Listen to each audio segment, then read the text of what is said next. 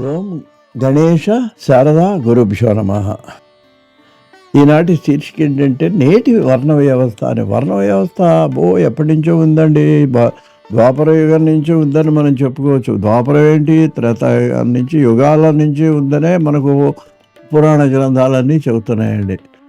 అయితే అక్కడికి వెళ్ళేటప్పటికి ఏంటంటే ఋషుల్లో కూడా బ్రహ్మ ఋషులు, క్షత్రియుడు అన్నవాడు బ్రహ్మ ఋషిగా మారినవాడు, బ్రహ్మడి శాపం వల్ల భగవద్గీతలో చూడు వసుదేవుడేమో తన కర్మను బట్టి మళ్ళీ వైశ్యవృత్తిని అవలంబించాడు. ఇట్లా మన పురాణ గాథల్లో చూసినట్లయితే ఈ వర్ణాల్లో కూడా ఒక వర్ణంలోంచి ఇంకో వర్ణానికి మారినవాడినాడండి. ధృతరాష్ట్రుడేమో గాంధారి కాకుండా ఇంకో భార్య కూడా ఉందని, ఆవిడ వైశ్య అని, ఆవిడకు ఒక కొడుకున్నాడని, ఇవన్నీ కూడా మనకు కొంచెం నిశ్చితంగా పరిశీలించినప్పుడు మనకు తెలుస్తుంటాయండి. ఈ వర్ణాంతరాలు ఇవన్నీ కూడా ఆ కాలంలో కూడా కొన్ని అంటే బయటికి అవి రాకపోయినా తరచుగా జరిగిన వ్యవహారం మనకు పురాణాల్లో కనిపిస్తుందండి. ఈ వర్ణాంతరాలు, వర్ణ వ్యవస్థ ఇదంతా కూడా ఉంది. అయితే భగవద్గీతలో మనకు ఓ మాట ఏం చెప్పారంటే, చాతుర్వర్ణ్యం మయా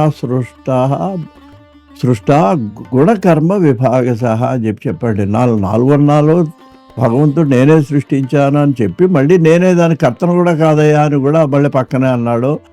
కర్తను నేనే, అకర్తారం నేనే అని చెప్పి అన్నట్టుగా అది మీరు నియమించడాన్ని బట్టి, మీరు చేయటాన్ని బట్టి ఉంటుందని కూడా చెప్పి ఒక్క మాట ఏమన్నారంటే, గుణాన్ని కర్మను బట్టి ఈ వర్ణ వ్యవస్థ వచ్చింది అనేది ఆయన అర్జునుడికి చెప్పినటువంటి గీతలో ఆయన వివరించడం జరిగిందండి. అంతేకాదండి, ఆ వర్ణం ప్రాణం పోయినా సరే ఆ వర్ణ వ్యవస్థను మానకూడదని కూడా అప్పట్లో ఉండేటువంటి నియమాలను బట్టి గట్టిగా చెప్పారండి. ఆ నియమాలు కాపాడటం కోసం స్వధర్మే నిధనం శ్రేయ అన్నారు.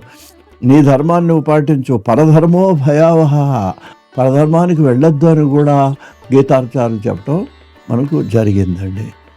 సరే, అది ఒకప్పటి మాట.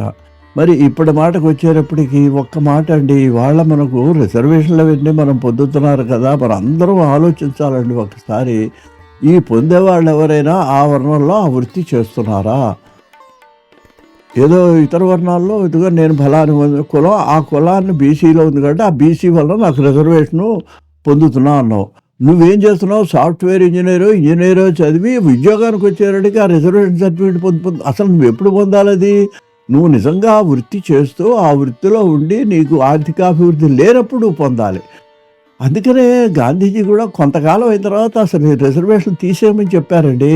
కానీ ఇవాళ మన సాంఘిక వ్యవస్థలో అది తీసేస్తే ఎక్కడ ఓట్లు పోతాయో, ఎక్కడ వ్యతిరేకం అయిపోతుందని భయపడుతున్నారు. కానీ నిజానికి చూసినట్లయితే ఇవి ఎవరికి రావాలి అంటే, ఆ వృత్తి చేస్తూ చదువుకున్న పిల్లవాడు ఆర్థికంగా వెనకబడి ఉంటే ఆ సర్టిఫికేట్తో వాడు దానికి వచ్చే ఇదేంటి హాస్టల్లో సీటు కానీ, ఉద్యోగంలో రిజర్వేషన్ కానీ పొందాలి.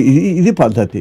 కానీ అది లేకుండానే వీళ్ళు ఐఏఎస్ల పిల్లలు ఉన్నప్పటికీ, సంపన్నుల యొక్క పిల్లలు ఉన్నప్పుడు కూడా ఆ సర్టిఫికేట్ వంక పెట్టుకొని మా తాతలు ఎప్పుడో ఈ కులం వాళ్ళని చెప్పుకొని వీళ్ళు ఇవాళ దాన్ని బెనిఫిట్ పొందుతున్నారు. ఇది ఒక ముఖ్యంగా మనం ఆలోచించాల్సినటువంటి విషయం అండి.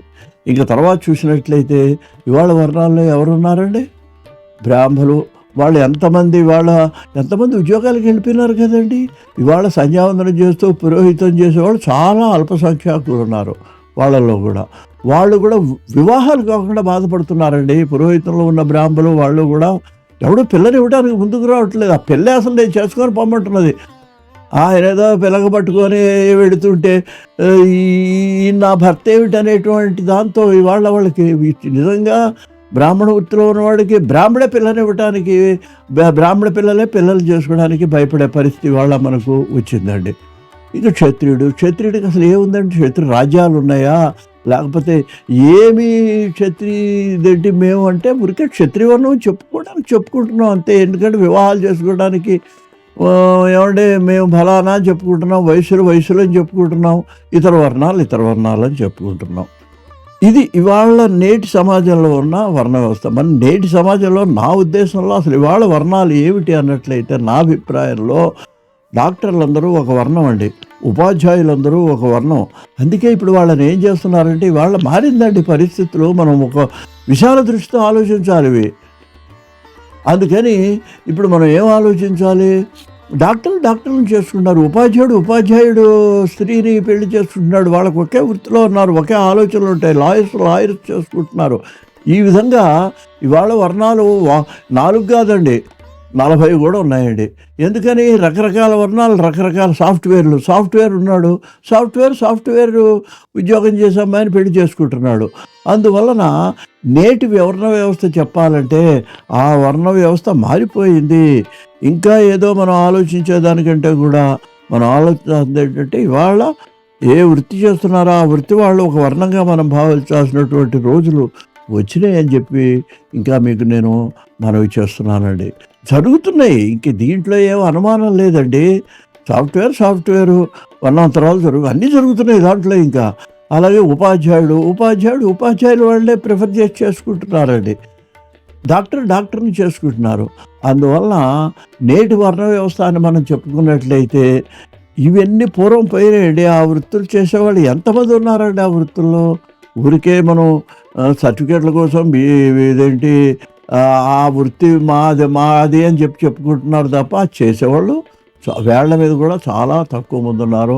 అసలు ఆ వృత్తి చేసేవాళ్ళు పిల్లలు మళ్ళీ ఆ వృత్తిలోనే వెళ్ళిపోతున్నారు. కానీ ఇలా ఉన్నత చదువులకు వచ్చిన వాళ్ళు కూడా చాలా తక్కువ మంది ఉంటున్నారు. కాబట్టి దీన్ని మనం గమనించి పునర్వ్యవస్థీకరణ దీన్ని ఏం చేయాలంటేనండి వాళ్ళ ఆ ఛాదస్తాలు వదిలేసి వివాహ వ్యవస్థలో కూడా మనం మన పిల్లల యొక్క క్షేమాన్ని, సంక్షేమాన్ని గుర్తించాల్సినటువంటి రోజులు వచ్చినాయని మీకు మనవి చేస్తూ ఈ రిజర్వేషన్ విషయంలో కూడా ఇది ఎంతవరకు ఇంకా దీన్ని కంటిన్యూ చేయటం మంచిదనే విషయాన్ని కూడా మనం ఒకసారి ఆలోచించాలి అని నేను మనవి చేస్తూ స్వస్తి.